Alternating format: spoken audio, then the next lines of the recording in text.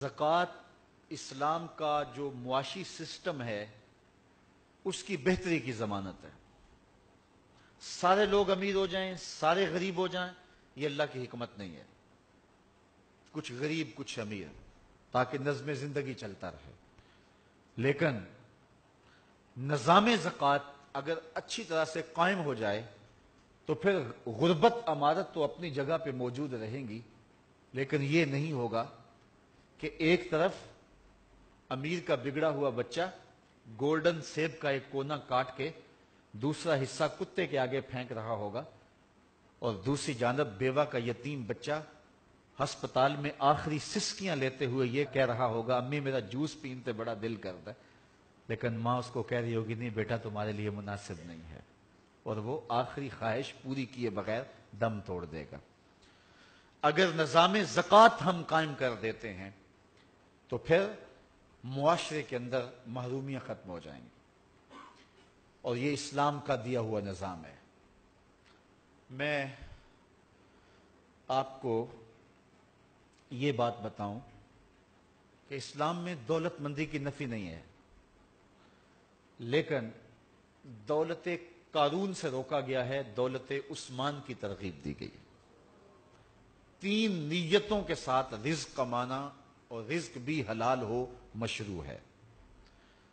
پہلی نیت اپنے آپ کو سوال سے بچانا، کہ مجھے مانگنا نہ پڑ جائے، کسی کے آگے ہاتھ نہ پھیلانا پڑ جائے۔ دوسری نیت اپنے بچوں کی کفالت کرنے کی نیت۔ تیسری نیت معاشرے کے اپاہج، کمزور یا جن کا کوئی کمانے والا نہیں ان کی مدد کرنے کی نیت۔ ان 3 نیتوں سے حلال کمایا تو شریعت میں محمود ہے، اور سچا تاجر کل قیامت کے دن نبیوں کے ساتھ اٹھایا جائے گا۔ یہ بہت بڑی بات ہے، لیکن نیتیں یہ 3 ہوں اور رزق بھی حلال ہو۔ اگر نیتیں یہی ہیں لیکن رزق حلال نہیں ہے، ڈاکہ اس لیے کیا کہ غریب بچیوں کی شادی کر دوں، تو نیت اچھی ہے لیکن عمل اچھا نہیں ہے۔ اچھا، رزق بالکل حلال ہے لیکن نیت ان تینوں کے ساتھ ایک یہ بھی آگئی، میں معاشرے میں نمایاں ہو جاؤں، میں رشتہ داروں میں اوپر چلا جاؤں، میں جو ہے وہ میرا ٹور ٹپا ہو، تو یہ مقاصد اگر آگئے تو رزق حلال بھی اس کے لیے محمود نہیں رہے گا۔ بدقسمتی ہے کہ ہر سال سیلاب آتا ہے تو لاکھوں لوگوں کے گھر بہہ جاتے ہیں۔ 67 سال سے سیلاب کی گزرگاہیں وہی ہیں، اس کے باوجود ابھی تک سیلاب تباہیاں مچاتا ہے۔ یہاں گزرگاہیں گہری کی جا سکتی تھی، سب سے زیادہ جرمنی میں بارشیں ہوتی ہیں تو وہاں 50-50 فٹ گہرے جو ہیں وہ دریا ہیں، اور جتنا پانی ہو وہ کھینچ کے سمندر میں لے جاتے ہیں۔ تو یہاں دریا زمین کے برابر کیوں ہیں؟ ان کو بھی گہرا ہونا چاہیے تھا، اور کروڑوں روپے کے فنڈز موجود ہیں، لیکن اسمبلیوں میں بیٹھے ہوئے منہ کے اندر سونے کا چمچ لے کے پیدا ہونے والوں کو کیا پتا کہ غریب کا جب گھروندہ گرتا ہے تو اس پہ کیا بیتتی ہے۔ وہ ماں جس نے پائی پائی جوڑ کے، کمیٹیاں ڈال ڈال کے، لوگوں کے گھروں کے برتن مانج مانج کے بیٹی کا جہیز بنایا ہوتا ہے، جب پانی کا ریلا بیٹی کا جہیز بہا کے لے جاتا ہے تو اس ماں کے دل پہ کیا گزرتی۔ میرے رونگٹے کھڑے ہو جاتے، مجھے ایک بات یاد آتی ہے۔ ایک شخص کی جوان بیٹی فوت ہو گئی، اور میں ان کے گھر فاتحہ کے لیے گیا، تو وہ خاتون بھی کہہ رہی تھی اور اس کا شوہر بھی کہہ رہا تھا،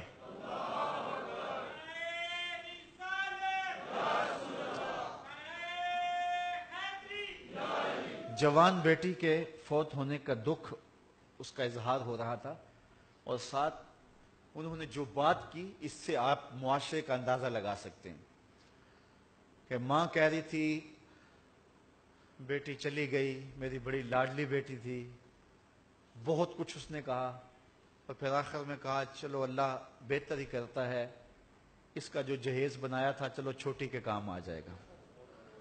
تو مجھے بتائیں کہ یہ ہے معاشرے کی محرومیاں، جب وہ ڈور ڈنگر جو 5-5 سال سے پال کے جوان کیے ہوتے ہیں اور بوڑھے باپ کی آرزو ہوتی ہے ان کو بیچ کر کے ہم بیٹی کی شادی کر دیں گے، جب پانی میں بہ جاتے ہیں تو اس کیفیت کو وہ نہیں جان سکتے جو ایوانوں میں بیٹھے ہیں۔ سکھیے دیگل سکھیا سن کے اتنا خوش نہ ہوندا، دکھیے دیگل دکھیا سن کے ہنجو پر ہوندا۔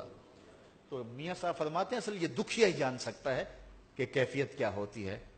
کاش کہ ہمارے آیان اقتدار کو یہ توفیق نصیب ہو کہ پشتوں کے لیے جو اربوں روپے پڑے ہیں اس سے جو ہے وہ بند باندھے جائیں، اور جو ہے وہ پانی کی آبی گزرگاہیں جو ہیں ان کو گہرا کیا جائے، اور ہر سال یہ ظلم اور یہ زیادتی نہ ہو۔